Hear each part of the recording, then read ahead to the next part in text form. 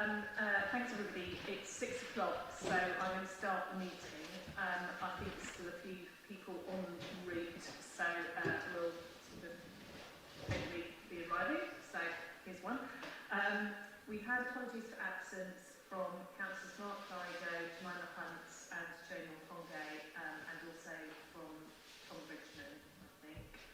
I'm not aware of any others. And then we've got any other apologies? No. Okay. So then we have not had any addresses and questions from the public. No council addresses on the items for decision on the current agenda. No council addresses on the issues. No items raised by cabinet members. And in terms of scrutiny reports, we haven't actually got any officer or councillor attending from scrutiny. So we will just take the scrutiny reports alongside each item on the agenda. So with very quick progress, we have now, I think, made it through to item 8 on the agenda, unless anyone tells me otherwise. Item 8 is the use of retained right to buy receipts to increase the provision of more affordable housing. And over to you, Linda.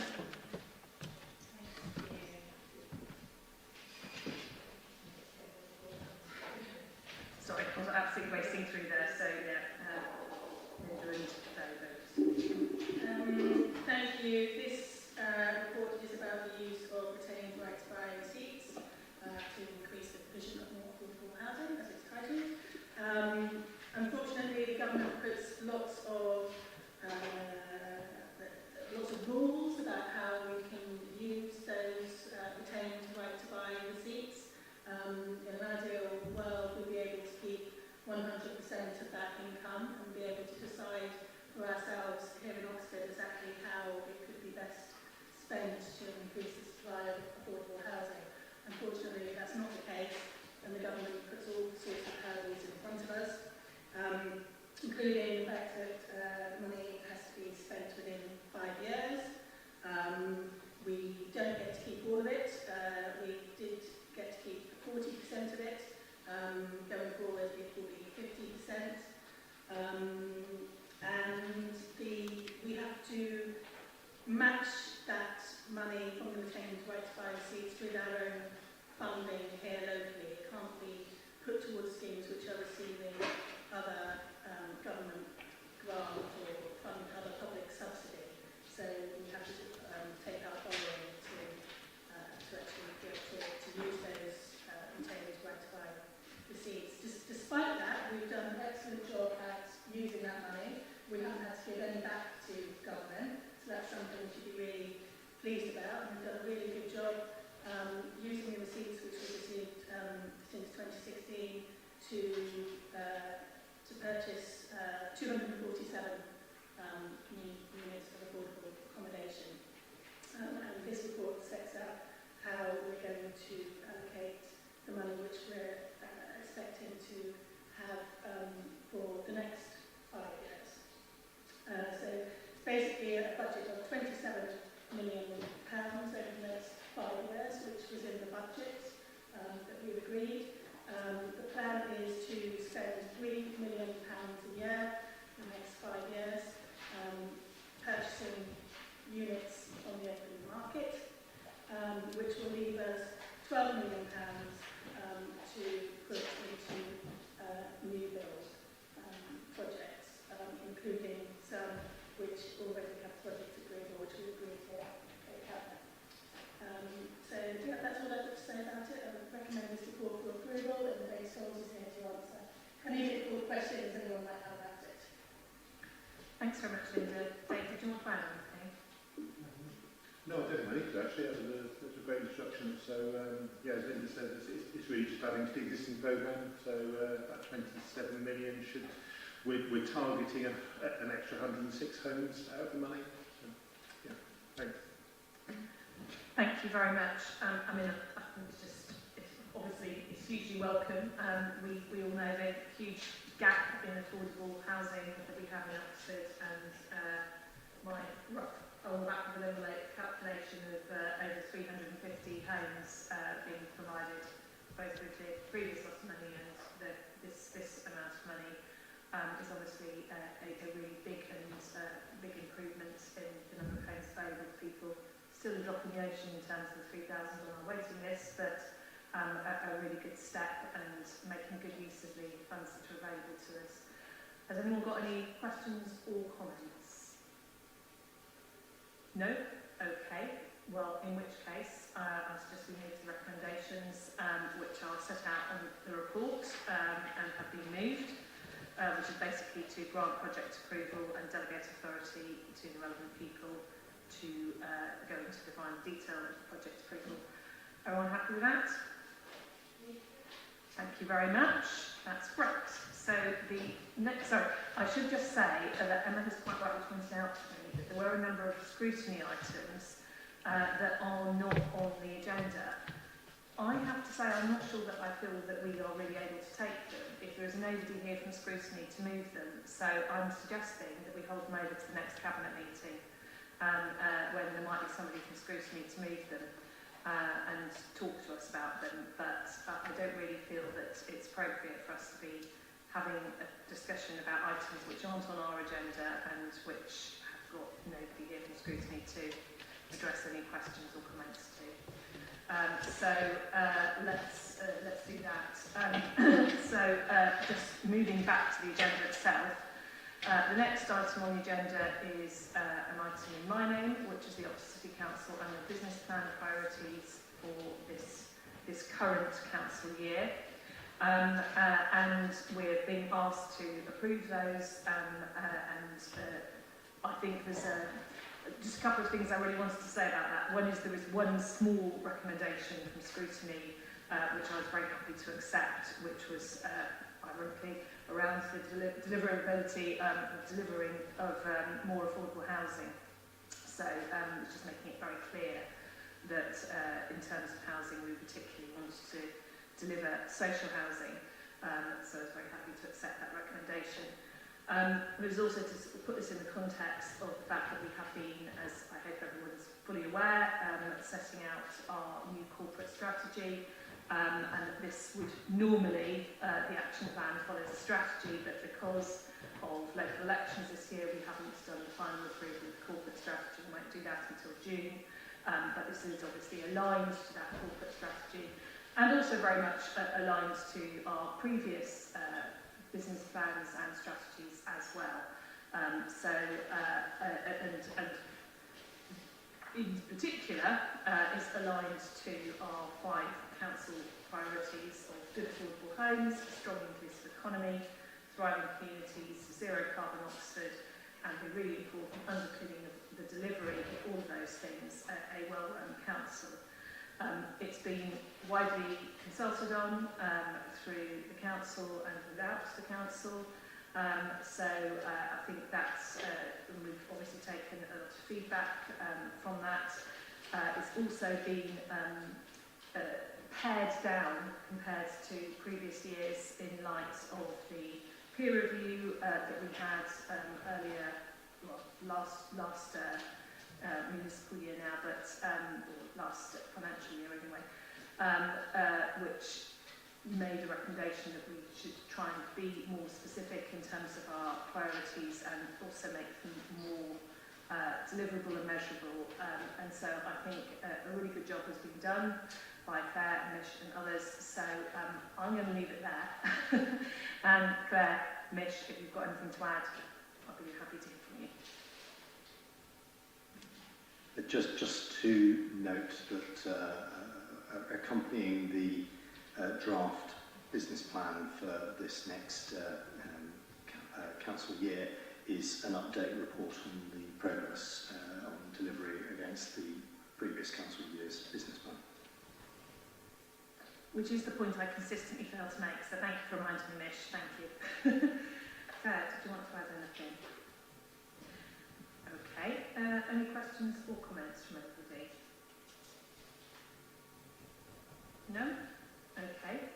Well, in which case, can we move to the recommendations, which are to agree the business plan priorities and delegate authority to make any minor amendments as needed, and to note the progress made against the delivery against actions set out in the last annual business plan.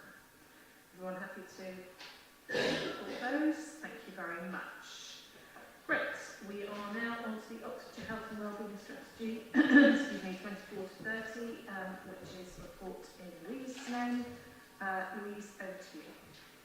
Thank you, Susan. Yes, so we have seen the Oxfordshire Health and Wellbeing Strategy before. I think it came when we approved it last year at some point, and it's something that we as a council, along with all the other districts, have fed into. So I think we were very happy with that. The new thing today is the action plan, the draft action plan, which again we've been feeding into. So it's designed to allow us to tackle to put the strategy into action really, which has several priorities. One of the main ones is prevention. We have to stop people getting ill rather than just patching them up once they are ill. It's also very focused on tackling inequality, and we have, as we all know, huge inequalities in health across the city, and it's also about collaborating. So it's all the different elements of the system working together to get the best for our residents. So the action plan, it looks over the whole course of people's life, all the different things that determine whether you're likely to be able to be healthy or not. So it's not just the number of times or how easy it is to get to see your GP. It's all those other things like, is your job secure? Are you stressed because you're worrying about your being able to pay your bills? Do you have friends? Do you live in a thriving community? Is your home warm? Is it damp? Are the effects of climate change affecting you? Heat waves, air pollution, that kind of thing. All these things that are called the building blocks of health. So it is very broad ranging, from reducing smoking to trying to get people to be more active to looking after your mental health. And all of these things interact in many ways. A walk in a green space with a friend is much better for you than a whole pile of pills, often. So there are many things that us as a local authority can do to contribute to people's health, whether that's providing green spaces or making sure people's homes are decent. So there's actions for lots of different organisations within the action plan, some of which fall on us as a council, but we have fed into them as they've been developed. So I hope you will be able to agree this. I think I'm going to hand over to our officer who supports us and all the other districts, Claire, who I think has got a little update for us as well. Thanks. Thanks very much, Louise. And Claire. Just to add on that, so we've worked through the strategy, turning it into an action plan and what the indicators are. We're going to be tracking on that. Most of those, in the life stages, those are quite well thought through. In the sort of enabling section, we've still got some that need more work, and in particular the housing piece. We're just going to start work at the beginning of May on refining what those indicators are, because at the moment we have said as the district and the city council, we're not actually able to collect data on some of those things, so we need to find different measures. So it's just to highlight that what is in there was indicative in order to make progress on this, and we will be refining those. Thanks very much. It's helpful. Ed. Mine is a predictable and tangential couple of comments. One is just in a lot of areas. I think the question people asked is about access to primary care, specifically GP infrastructure. I thought I went to the draft action plan. I put in GP, and it comes up once in the context of the number of embedded digital champions within GPs, PCNs, and community organisations who are championing digital health, which is interesting, but it's not quite the kind of the topic in terms of provision of access to facilities in areas particularly where there's housing growth, and also reaching out into some and ensuring proper access and capacity in some of our more deprived areas that we'd be looking for. I think everyone in the system is frustrated at the sort of short-term juddery planning horizons on this and the sort of the lack of interface with the engagement with the planning process and the kind of family feast method of funding. And it's clearly beyond anything that the Director of Public Health can do. But unfortunately, without referencing any of those challenges, it's a pretty big elephant wandering around the room, to be honest. The other point is around, I suppose, health-funded initiatives and sustainability of them. Now, I think we've got some good initiatives, and particularly some of our more private areas where public health is investing in community projects that will bring real health benefits. I think that's great, it's super welcome. I was actually a bit sceptical with the first tranche of such money that came, whether they're being undertakings, but they're kind of really, really well. I think it's going well. I just worry with some of this about the sort of sustainability and sort of, again, it would be much better if there were longer term time horizons. I sat on the judging panel for one of these sets of community grants, and one of the questions we asked, which was reasonable, was about the sustainability of projects. And sometimes people answer them in a very honest way. They say, well, if you don't provide any money, then it's not really sustainable. And that's fair enough. So those are just a couple of tangential and fixed reflections. And quite topical and timely, I think, considering the state of the Bob ICB's finances, I think a very, very topical intervention. And I have to say, I do worry about how deliverable any of this is in the current financial context. And I think it would be actually helpful, Louise, if you're able to feed back to us after your next set of meetings as to whether there are any changes in this strategy or anything else as a result of the current financial crisis, because the kinds of changes that are being made currently in the local NHS are pretty crunchy, and so I can't imagine that it's not going to have some impact on things like the health and wellbeing strategy. So I'd be interested to hear back about that. Are there any other questions or comments? I suppose just to come back a bit on the GP provision, yeah, this is a massive, massive issue, and it's something that we are trying to tackle on various fronts. So the Future Oxfordshire Partnerships Planning subgroup, we're also trying to engage, or we are engaging with the Bob ICB to try and get them to come up with a GP strategy that we can then use to mandate developer contributions, etc. But it is very difficult because of the way that because of the fact that GPs are private businesses, basically. So that is the problem. But yeah, acknowledge and trying to sort it out. But it's a very thorny problem. It is indeed, and it's of course not unique to Oxford and Oxfordshire either. It is a national and known problem, and I think that we will continue to lobby on it on a national level as well. I certainly do at every opportunity. So I think there's more work to be done there, because we know that it's a national issue, and people are really concerned about their ability to see a GP or have some access to primary care in a timely way, and obviously that's part of the health prevention strategy that we will need to be signed up to.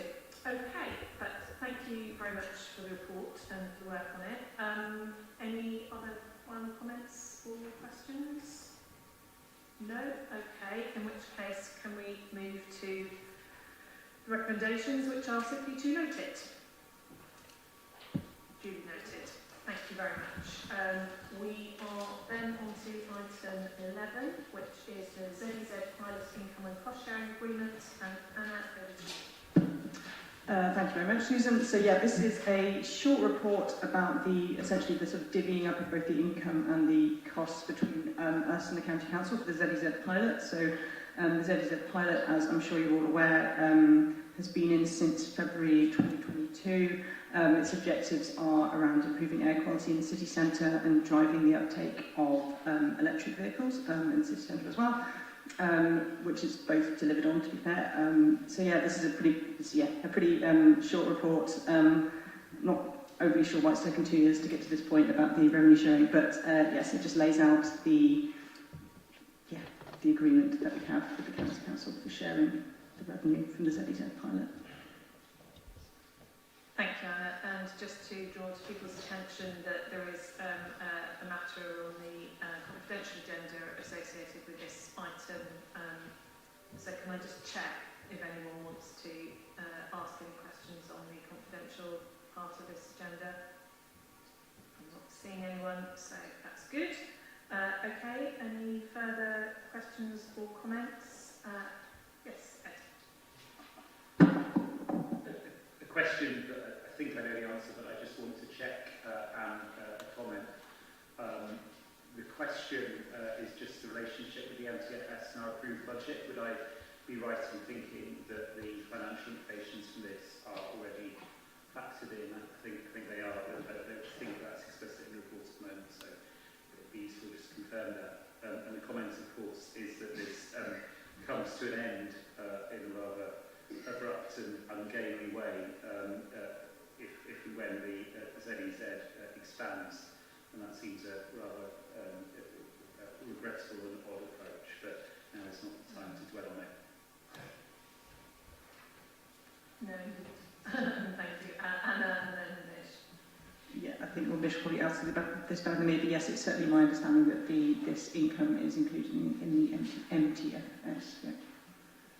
Yes, I can confirm it is, and indeed, actually, because we've actually carried an item in the MTFS for quite a while, which was just an estimate, and happily, the amounts that this is now generating are considerably in excess of our original estimate of net income. So, yeah, these numbers are in the MTFS, and we did try to argue the point that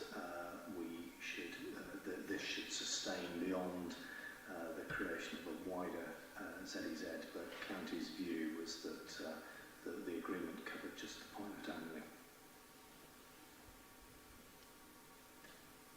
Thank you. Okay. Linda. Just a question. Are these funds ring-fenced for improvements in this area? Yes, in the sense that they are ring-fenced to meet costs that would be associated with transport, but that if one considers that the council operates park and rides and where we've been providing support to bus services in relation to that, and we also similarly pay for cycling infrastructure, cycle parking, and numerous bridges. Then yeah, there's no shortage of transport-related expenditure this could support. Thanks very much. Any further questions or comments? No? Okay, in which case can we endorse the proposed legal agreement on income and cost sharing and delegate authority to the Executive Director in consultation with all people to enter into said legal agreement. Thank you very much, everybody. We are now on to an item which is the approval of the vexatious behaviour policy, which is in my name. And just to say, this is one of those policies that you wish you didn't have to have, and that you hope that you'll never have to use, but that you probably do need to have, and therefore we have got one in front of us. And it very simply sets out the rules by which we will take action if necessary in order to try and maintain services really and maintain good behaviour in relation to council officers and councillors if there is somebody who's behaving in a way which is causing concern. Really, I don't think there's an awful lot more to add than that, really. I think it's a good policy. It's based on the model policy set out by the Local Government Association, which recommends that councils have such a policy, and we haven't up until now, although we have effectively used these rules. We didn't have it set out in a formal way in the policy. We've done some engagement with opposition groups, taken it through scrutiny, and there have been some changes made as a result of the consultation with other members, and I commend it to you, really. So has anyone got any questions or comments? Ed? Yeah, I think you're absolutely right about the regrettable need to have this, and also the fact that we are talking about very much the exceptional circumstances. I mean, a point I just wanted to make why I certainly do support this is perhaps less in relation to councillors, although clearly it can be vexatious. Contact councillors can be very distressing, but I think to some degree cutting thrust of politics is something a few stamp collection you expect. But it's a real pet hate of mine when people really go over the top with council officers who aren't in a position to answer back. And I think we kind of have a duty of care as an employer to support people. I would observe that in a couple of instances in recent times where behaviour has likely fallen within the scope of this policy, it saps staff time and energy and morale in a way which is really distressing and bad to see. Really affects our ability to deliver on our sort of corporate priorities, massively throws people off beam. And I just sort of noticed sometimes when I get see correspondence about these things, I'm noticing it's coming outside working hours. I think it's very difficult for officers who are subject to this sort of behaviour to leave it at the office door, as it were. So I do support it, and I think specifically in relation to the staff, it's the right thing to do. I entirely endorse that, and I think everybody has the right to go about their job without being harassed and subjected to unpleasant and abusive behaviour, and that's what this is about. This is about tackling behaviour, it's not about tackling individuals, and I'd just like to make that clear as well. Okay, unless there's any further questions or comments, can we move to recommendations on this, which is basically to approve the policy? I'm happy to do that. Thank you very much. Right, we are on to nearly final item on the agenda, folks. Final substantive item, item 13, migration from data centre to Microsoft Azure. If I pronounced that correctly. Thank you very much. Yeah, thank you very much.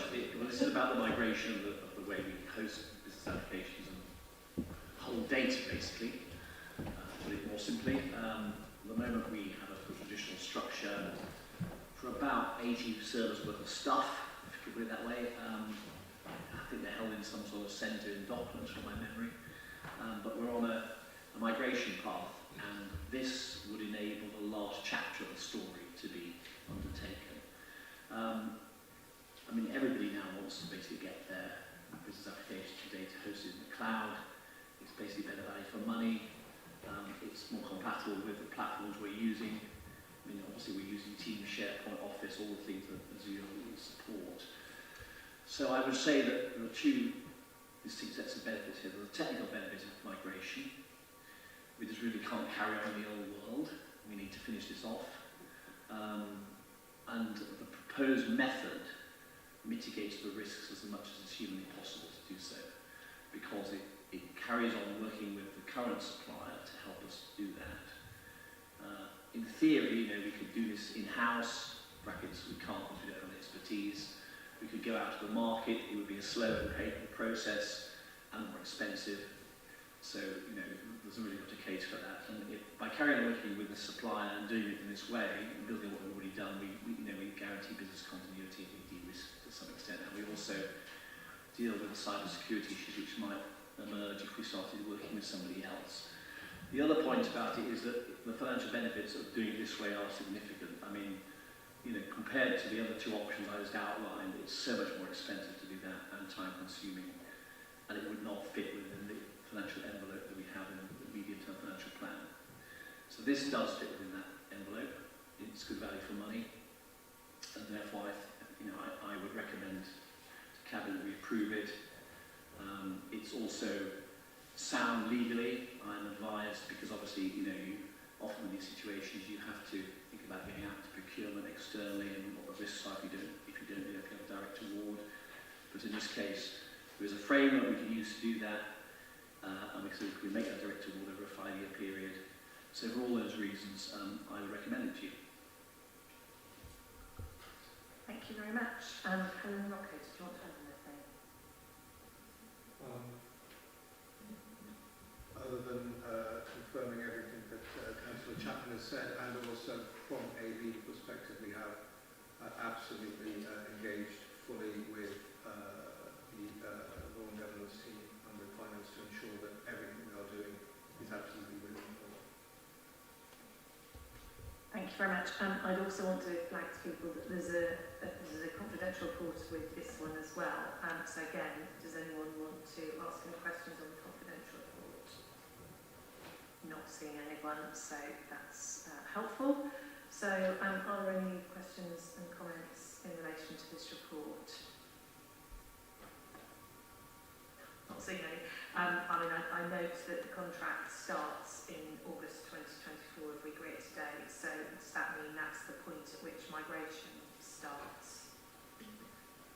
Yes, so the current contract for the existing data centre expires in February 2026, so a little over 18 months away. If we go with this framework, we are in discussion with both legal teams as to rolling the existing contract into the new one, effectively. So we won't be running concurrently with two contracts, but rather with one, which will give us the further efficiencies in terms of savings. So yes, we would begin the migration as of August, I believe, this year. Great, thank you very much. No further questions or comments? No, in which case then, can we agree the grant project approval and delegate authority to relevant people named in the report to finalise the terms and to enter a contract with the supplier and approve the waiver of the contract rules in respect to sections 19.18 and 19.19 of the Constitution.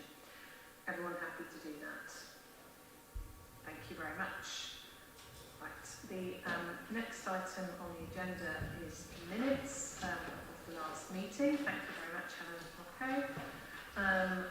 Which are set out on page, sorry, getting there, 187. So I'll take them for matters of accuracy and matters arising at the same time. Can we agree them as an accurate record? Really? Absence of any position, I'll say yes. And has an order in matters arising? No. Okay. Then it only rests for me to remind you all that the date of the next Cabinet meeting is in the next municipal year, and that is on the 12th of June. I say thank you very much for attending, and I close this meeting.